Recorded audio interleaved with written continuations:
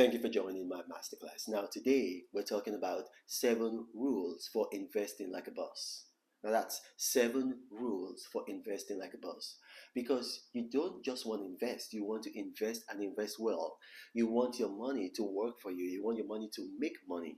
So, when you're investing, there are principles about investing that you should learn, imbibe, practice, and then you become very good at them that it becomes a habit. And what is a habit? I've explained this to you guys before, that a habit is something that your mind teaches your brain to do so well that your brain is now able to do it almost as good, if not as good as your mind. So then it's now a habit. So what are the 7 rules for investing like a boss? Now the very first rule is this. Number one, money in the bank is a liability, it's not an asset.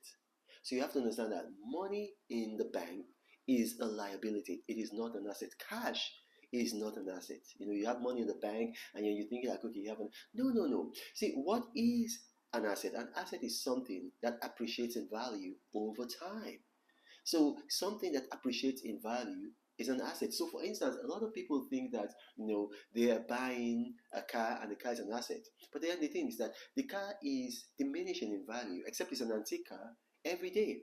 And so it's a liability. It's a liability.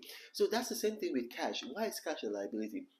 There's something called the consumer price index. You need to familiarize yourself with that. The consumer price index. It just tells you how prices are changing. It tells you how prices are changing. It tells you how your money is eventually, losing value if it remains stagnant. So your money has to keep up and overtake the consumer price index for it to be an asset.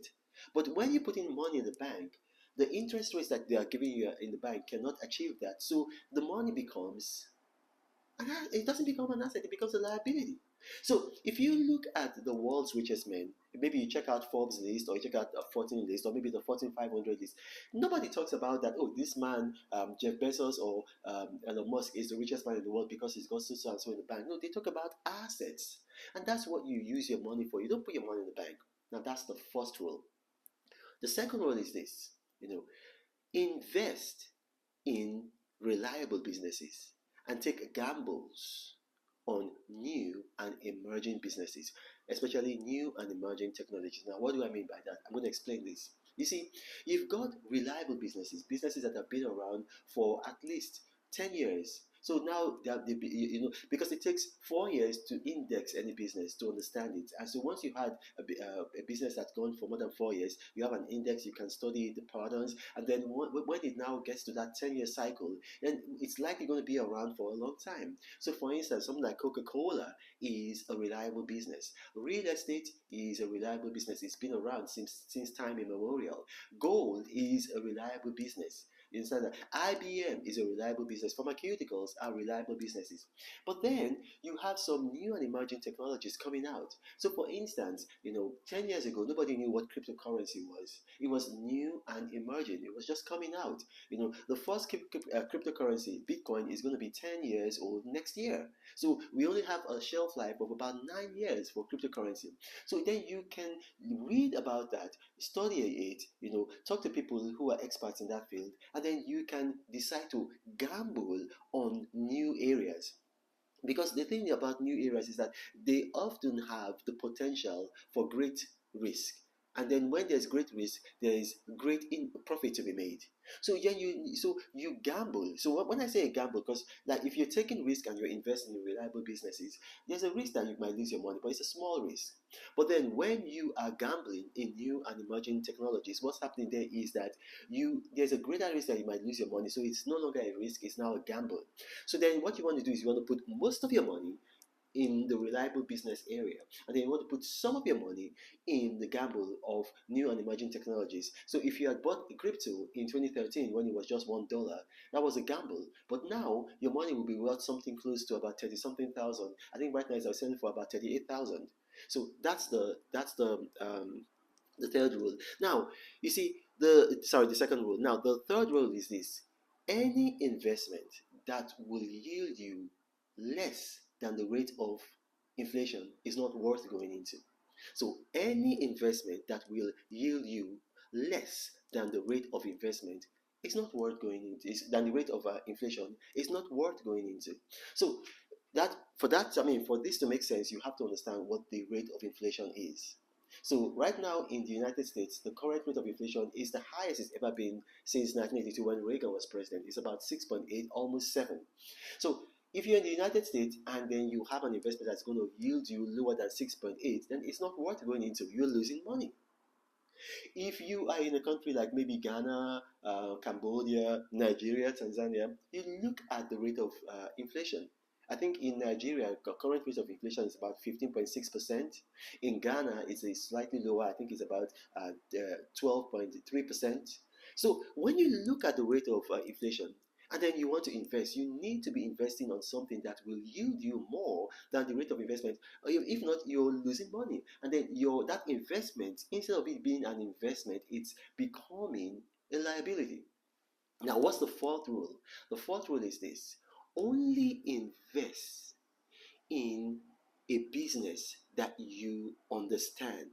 Only invest in a business that you can understand. Because here's the thing: chances are you are reasonably intelligent. Now, if you cannot understand the business, that means a lot of people in the world, a lot of people are not going to understand it too. And people will not generally patronize a business that they don't understand. So when you think about it, if it's so complex, if it's so convoluted, if it's so, it's just too intricate, then maybe you want to just consider putting your money elsewhere. You got to understand the business before you put your money into it. Although that's how people lose money. So it must make sense. You don't allow some kind of smart people tell you, well, it's so complicated. Don't worry. You don't have to get it. Just put your money in. You will lose money because if you don't get it, and then this business, because all businesses, the key for all businesses is sales. They got to be selling to the public. They got to be selling to somebody. So if you, with your reasonable intelligence, don't get it, then what about the masses? They are not going to get it. They're not going to get it. Now, the next one, that's number 5, is this: read industry specific media. Read industry specific media. Now, what does that mean? When you are investing, it's just like Warren Buffett said, he reads, and that is the key to his investment. I showed you guys a video, I think it was about 2 weeks ago, where Bill Gates said the same thing, that the key to his business strategy is to read, and ask questions where he doesn't understand. So what you want to do is, you've got industry specific media. You've got magazines on all industries on earth, every industry. Like the cryptocurrency, you've got cryptocurrency magazines that just, they are devoted to cryptocurrency. So you've got beverages. Maybe you want to beverages. You've got magazines that just focus on beverages. With my Leah Sharibu campaign, I've been going around the world campaigning for freedom for a girl who was abducted by Islamic militants. And then what's their name now? Toblerone. They did a bar and they put Leah Sharibu on that bar. And I was very surprised. I got a call from somebody who says, "Oh well, I'm from a magazine that we publish information about candy and things in the candy world." So there's an industry specific magazine for something like candies. So when you read industry specific magazines, you get insights that you're not going to get on CNN, on Fox News, on MSNBC. So it gives you those kinds of insights whereby you can see things coming, far ahead before they're near, and then it will help you tell you what to do, with your money. It help you tell you what to do with your money. Now, the sixth thing that we want to do is this: is that never be emotionally attached to money. Don't be emotionally attached to money, because here's the thing: money is also not emotionally attached to you. Money doesn't care who makes it. Money doesn't care who loses it. So you want to make sure that you are not emotionally attached to money. It's very, very important, because when you get to that level, then you are a dangerous investor. You're going to be very, very good at making money. But if you are so emotionally attached to money that you are not able to lose money without just losing your mind, without getting depressed, you're not going to be able to invest. You're going to be you're just going to be waiting for a guarantee, and there is no guarantee. That's why it's called an investment. There must be risk. If there was no risk, then everybody would be in it. So divorce yourself from being emotionally attached to money. You don't have to be emotionally attached to money. Just be tied to your principles. When you tie to your principles, you say, okay, good. What are my principles? I want to have integrity. and then I want to be knowledgeable, so I read up, and then also I want to be vigilant, so I make sure that I follow the news, particularly in the news that are specific to industries. So when you do that, then it enables you put your money into things. You might lose some money, yes, but then you might also gain. And if you look at the S&P 500, the way the US stocks has been going for 96 years, you gain more than you lose. So don't be emotionally attached to money. Now, the final one is this, number 7. If you can't invest alone, find someone that you trust, that you have confidence in, that you can invest with. I'll say that one more time. If you can't invest alone, find someone that you have confidence in, so that you partner together and you invest. Now, what do I mean? For instance, in the S&P 500 index funds, there are minimum amounts that you can invest. In mutual funds, there are minimum amounts that you can invest in. Rates are just real estate industry trusts. There are just minimum amounts that you can invest. Even with shares, for instance, with shares of companies, like when you buy Apple shares, when you buy Meta shares, when you buy Alphabet shares, there's minimum amounts that you can buy. They sell them, like in blocks. And sometimes people don't have the minimum amount. You don't have that minimum amount. So what you want to do, you want to pair up with somebody that you can trust. My father did this in his time. He's now late. You want to pair up with somebody that you have confidence in, and then you put money together, and then you invest. It's better than investing in something that you can afford at that your level, and it doesn't give a lot of interest, or you actually even lose the money that you have.